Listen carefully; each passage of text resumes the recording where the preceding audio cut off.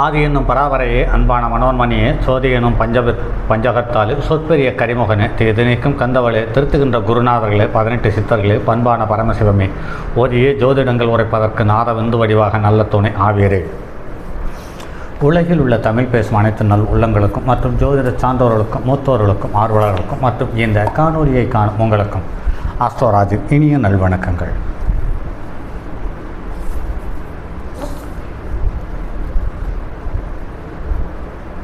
உடல் பஞ்சபூதங்களாலானது, திரிதோஷங்களாலானது.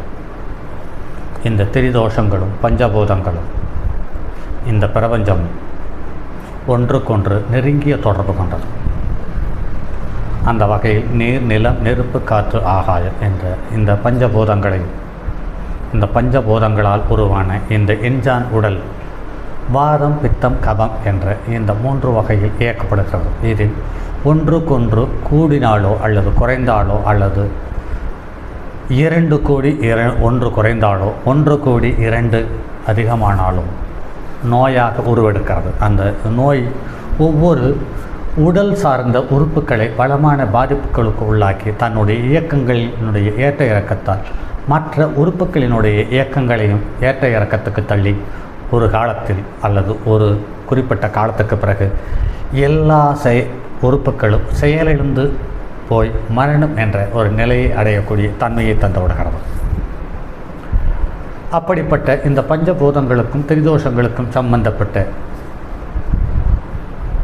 வித்தியாசமான நிகழ்வுகள் உடலில் ஏற்படும் பொழுது அதற்கு நோய் என்று சொல்லுகிறோம் அல்லது நோய் என்று அழைக்கிறோம். அந்த நோயை கட்டுப்படுத்துவதற்கு அல்லது நோயிலிருந்து விடுபடுவதற்கு அல்லது நோயினுடைய தாக்கத்தை குறைப்பதற்கு அல்லது நோயை இல்லாமல் செய்து கொள்வதற்கு உங்களுடைய ஜாதகத்தில் இருக்கக்கூடிய கிரகங்கள் பலமான அடையாள அட்டையாக செயல்படுகிறது என்பது நடைமுறையில் காண முடிகிறது. 6ஆம் இடத்து சம்பந்தப்பட்ட கிரகங்கள் ஒரு நோயாக இருக்கும் பட்சத்தில் அது தசாபுத்தியாக இல்லாத சூழ்நிலையில் அந்த நோய் வேகமாக வருகிறது, வேகமாக நம்மை விட்டு வெளியேறி விடுகிறது.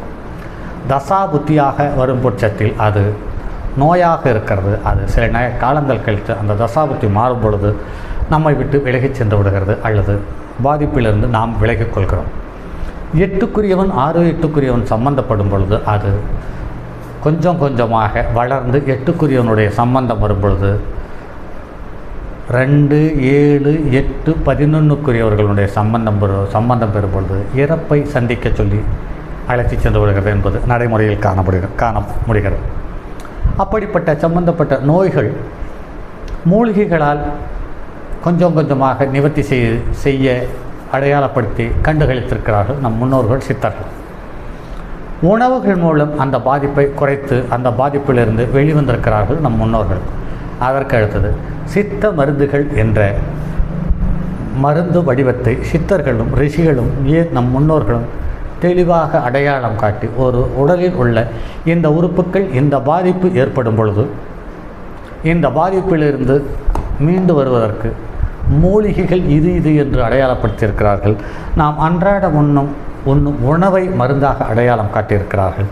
அதற்கடுத்தது சித்தர்களும் ரிஷிகளும் சித்த மருந்து என்று ஒன்றை அடையாளப்படுத்தி அல்லது உற்பத்தி செய்து அல்லது கண்டுபிடித்து அல்லது தயாரித்து நமக்கு கொடுத்து நம் மனித சமுதாயத்தை பெருமளவு பாதிப்பிலிருந்து மீட்டிருக்கிறார்கள் என்பதில் ஆச்சரியத்திலும் ஆச்சரியமே. அந்த வகையில் இன்று நோய்க்கு உதவிகரமாக இருக்கும் அல்லது நோயிலிருந்து விடுபட உதவும் மூலிகையும் அதற்கான உணவும் அதற்கான சித்த மருந்துகளும் என்ற பதிவில் தொடர்ந்து காணொலிகளாக கொடுத்து வருகிறோம். அந்த வகையில் இன்று அதனுடைய தொடர்ச்சி உடல் மெலிர்வு பெற அதே சமயத்தில் பிரகாசமடைய ஆவாரம்பு குடிநீர் மூலிகை என்ற வகையில் பார்க்கும்போது அது சிறப்பாக உதவிகரமாக இருப்பதாக அடையாளப்படுத்தி இருக்கிறார்கள். அதுக்கு அடுத்தது உணவு என்று பார்க்கும் பொழுது கருங்குருவை அரிசி கஞ்சி ஆகச்சிறந்த மருந்தாக அடையாளம் காட்டியிருக்கிறார்கள். அடுத்தது மஞ்சள் கரிசாலை சூரணம் இந்த உடல் மிளிர்வு பெற அதாவது பிரகாசமடைய இந்த மஞ்சள் கரிசலாங்கண்ணி சூரணம் சாப்பிடுவது என்பது சால சிறந்ததாக சொல்லப்படுகிறது. உடல் பருமன் குறைய என்று பார்க்கும் பொழுது மூலிகையாக நத்தை சூரி, நாயுருவி, காக்கரட்டான் பேரி இம்மூன்றில் ஏதாவது ஒன்றை பயன்படுத்தலாம் என்று சொல்லப்படுகிறது. இதற்கான உணவுப் பொருள்கள் பார்க்கும்போது கொல்லும் சுண்டலும் சொல்லியிருக்கிறார்கள். கொல்லு மட்டுமே இதுக்கு பொருத்தமாக இருக்கிறது. சுண்டல் கொலஸ்ட்ராலை தருகிறது என்பது நடைமுறையில் பார்க்க முடிகிறது. இதற்கு நாட்டு மருந்து என்று பார்க்கும் பொழுது ஏலாதி சூரணம் ஆகச்சிறந்த மருந்தாக அடையாளம் காட்டியிருக்கிறார்கள்.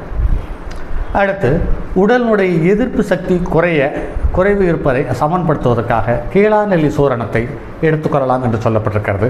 அதே சமயத்தில் கீழாநெல்லி கஷாயம் நமக்கு சிறந்த மருந்தாக சொல்லப்பட்டிருக்கிறது. அதே சமயத்தில் பப்பாளி பழம் பாயாசம் என்பது ஆகச்சிறந்த மருந்தாக நோய் எதிர்ப்பு சக்தியை அதிகப்படுத்துவதற்காக அடையாளம் காட்டியிருக்கிறார்கள். அதற்கு அடுத்தது நெல்லிக்காய் லேகியம் ஆகச்சிறந்த மருந்தாக சித்த மருந்தாக அடையாளம் காட்டியிருக்கிறார்கள். ஏப்பம் அடிக்கடி வருவது என்பது ஒரு சிலருக்கு அத்தியாவசியமான நேரத்தில் ஏப்பம் வந்து நிம்மதியை கெடுப்பதை நாம் பார்க்கிறோம். அந்த வகையில் பார்க்கும் பொழுது இதற்கு மருந்து என்று பார்க்கும் பொழுது சோம்பு ஆகச்சிறந்த மூலிகையாக அடையாளம் காட்டியிருக்கிறார்கள். அதற்கடுத்து உணவு என்று பார்க்கும் பொழுது ஓமரசம் வைத்து சாப்பிடலாம் என்று சொல்லியிருக்கிறார்கள். அதற்கு அடுத்தது சித்த மருந்து என்று பார்க்கும் பொழுது உப்பு செந்தூரம் அதிக உதவிகரமாக இருப்பதாக சொல்லியிருக்கிறார்கள்.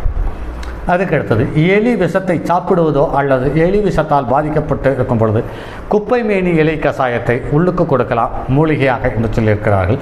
தேங்காய் பாலை கொடுக்கலாம் என்று உணவுப் பொருளாக சொல்லியிருக்கிறார்கள். சிவனார் அமிர்தம் என்ற ஒரு நாட்டு மருந்தையும் அடையாளப்படுத்தியிருக்கிறார்கள். ஒற்றை தலைவலி என்று பார்க்கும் பொழுது தும்பைப்பூ கஷாயம், தும்பைப்பூ சாறு ஆகிய மூலிகை சாற்றை சாப்பிட்டு வர இது ஒரு தலைவலி வேகமாக குணமாகிறது என்று சொல்லியிருக்கிறார்கள். அதற்கு உணவாக வல்லாரை துவையல் ஆகச்சிறந்த மருந்தாக சொல்லியிருக்கிறார்கள். அடுத்து மேனி தைலம் என்று ஒன்றை வெளி உபயோகமாக பயன்படுத்தலாம் என்று சித்த மருந்தாக அடையாளப்படுத்தியிருக்கிறார்கள். ஒவ்வாமை அதாவது அலர்ஜி என்று சொல்லப்பட்டிருக்கிறது. இதற்கு மிளகு ஆகச்சிறந்த மூலிகையாகவும் ஓமவல்லி கஷாயம் ஆகச்சிறந்த உணவாகவும் நிலவேம்பு குடிநீர் ஆகச்சிறந்த நாட்டு மருந்தாகவும் அடையாளப்படுத்தியிருக்கிறார்கள். ஒக்காலம் என்று சொல்லியிருக்கிறார்கள். அதாவது குமட்டல், மனத்தை குமட்டி வாந்தி வருவதற்கு முன்னால் உள்ள நிலை. இது வசம்பு குடிநீர் அல்லது வசம்பு கஷாயம் ஆகச்சிறந்த மூலிகையாக சொல்லப்பட்டிருக்கிறது. எலுமிச்சை சாறு உணவாக எடுத்துக்கொள்ளலாம் என்று சொல்லப்படுகிறது. மயிலிறகு சூரணம் 2 சிட்டிகை சுத்தமான நெய்யில் கலந்து சாப்பிட்டு வரலாம் என்று சொல்லப்பட்டிருக்கிறது. இந்த மயிலிறகு சூரணத்தை ஏற்கனவே 1-2 சித்த வைத்தியர்கள் சொல்லி நமது நண்பர்கள் ஒரு 2-3 பேர் இதை சாப்பிட்டு குணமாக இருக்கிறார்கள் என்பதை நடைமுறையில் பார்த்திருக்கிறோம். அடுத்தது கல்லடைப்பு, சிறுகன் பேழையை மூலிகையாக சொல்லப்பட்டிருக்கிறது. கொல்லு சுண்டல் அதிகமாக சாப்பிட்டு வர இது கல்லடைப்பிலிருந்து நிவாரணம் பெறலாம் என்று சொல்லப்பட்டிருக்கிறது. வெடி உப்பு பற்பம் என்று அமோனியத்தால் ஆன பற்பம் ஆகச்சிறந்த மருந்தாக சித்த மருந்தை அடையாளப்படுத்தியிருக்கிறார்கள். அடுத்து கண்ட நோய்கள் என்று பார்க்கும் பொழுது கண்டங்கத்திரியை மூலிகையாக சொல்லியிருக்கிறார்கள். தூதுவளை துவையலை உணவாக எடுத்துக்கொள்ளலாம் என்று சொல்லப்பட்டிருக்கிறது. வல்லாரை லைக்கியம் என்ற ஒன்றை சித்த மருந்தாக அடையாளப்படுத்தியிருக்கிறார்கள். கட்டி கணைச்சூடு என்ற நோய்க்கு சோற்றுக்கற்றாழை ரசத்தை சாப்பிடலாம் என்று மூலிகையாக சொல்லியிருக்கிறார்கள். தூதுவளை துவையலை உணவாக எடுத்துக்கொள்ளலாம். பூசணி லேகத்தை சித்த மருந்தாக எடுத்துக்கொள்ளலாம் என்று சொல்லப்பட்டிருக்கிறது. கட்டி புண் ஆடுதண்டாப்பாலை ஆகச்சிறந்த மூலிகையாக அடையாளம் காட்டிருக்கிறார்கள். நாய்க்கடுகு துவையல் என்று சொல்லியிருக்கிறார்கள். இது நாய்வேலை என்று நம் பட்டிக்காட்டில் சொல்லியிருக்கிறார்கள். கொடிவேலி நெய் என்ற ஒரு சித்த மருந்தை அடையாளம் காட்டியிருக்கிறார்கள். கருப்பை நோய்கள் என்று பார்க்கும் பொழுது நிலக்கடம்பு மூலிகையாக அடையாளம் காட்டியிருக்கிறார்கள். பப்பாளி பிஞ்சு கூட்டு மருந்தாக உணவாக சொல்லியிருக்கிறார்கள். குமரி லேகியம் என்ற சோற்றுக்கற்றாழை லேகியத்தை ஆகச்சிறந்த மருந்தாக சொல்லியிருக்கிறார்கள். களலை கிரந்தி நாயகம் என்ற களலை என்பது கழுத்தில் ஓரத்தில் அல்லது கழுத்து பக்கங்களில் ஏற்படக்கூடிய சின்ன சின்ன கட்டிகள், இதை களலை கட்டி என்று கூறுவார்கள். இதுக்கு கிரந்தி நாயகம் என்ற மூலிகையை எடுத்துக்கொள்ளலாம் என்று சொல்லப்பட்டிருக்கிறது. இதற்கென்று தனியாக உணவுப் பொருளை எதையும் சொல்லவில்லை. மருந்தாக பஞ்சகவியத்தை அடையாளப்படுத்தியிருக்கிறார்கள் நண்பர்களே. மற்றும் இப்படி ஒவ்வொன்றையும் ஒவ்வொரு மூலிகையாகவும் மருந்தாகவும் உணவாகவும் ஒரு நோய்க்கு அடையாளப்படுத்தி சென்றிருக்கிறார்கள்.